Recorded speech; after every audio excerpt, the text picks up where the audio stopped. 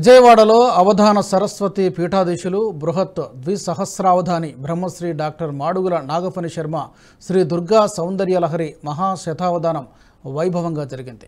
5 రోజుల పాటు జరగబోయే ఈ కార్యక్రమంలో nationalist hub founder CEO Saikrishna ఆవునూరుని ప్రత్యేకంగా ఆహ్వానించారు. వేదికపైకి సాయికృష్ణను బ్రహ్మశ్రీ నాగఫణి శర్మ సాధారణంగా ఆహ్వానించారు. ఈ సందర్భంగా సాయికృష్ణ మంచి వాచకము కలవారని అభినందించారు. వెళుతున్నటువంటి వ్యక్తి సాయికృష్ణ మంచి వాచికము అని నేను మెచ్చుతున్నానంటే ఎంత బాగా ఉండాలో ఊహించండి. మంచి వాచికము కలవాడు, మంచి సదాశయములు, వీటన్నింటి కోసము ఆయన నిరంతరము శ్రమ పెడుతున్న వ్యక్తి. ఆయన ఇవాళ ఆహూతుడై ఆహ్వానింపబడి ఇక్కడకు వచ్చారు. ఈ సభకు గురువుగారి యందు వారికి చాలా అమితమైనటువంటి ప్రేమ. వారికి నేను ఆశీర్వచనం అందజేస్తూ ఉన్నాను. మీ ప్రశ్నకు నా పాట అనుకుంటాను అందులో ఉండాలని పిలిచినట్లున్నారు, మంచిదే. అయితే ఈ సారస్వత యజ్ఞము కూడా తిలకిస్తారు కదా ఇక్కడ కూర్చుని అని ఆయన్ని వేదిక మీద కూర్చున్నారు. ఇప్పుడు వచ్చి తర్వాత మన అంశం నడిపించండి.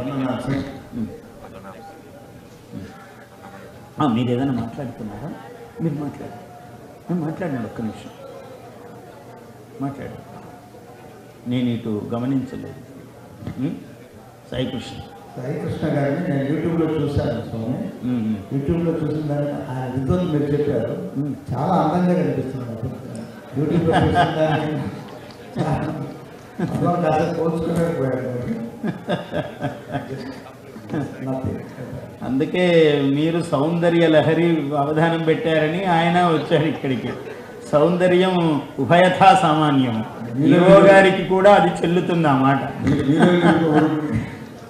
ఆయన అందగాడు అన్నారు సాయికృష్ణను, నేనన్నాను ఉభయులు అందమైన వాళ్లే, అందుకని సౌందర్యలహరి. ఎందుకంటే సౌందర్యలహరి మూల నిర్వాహకుడు.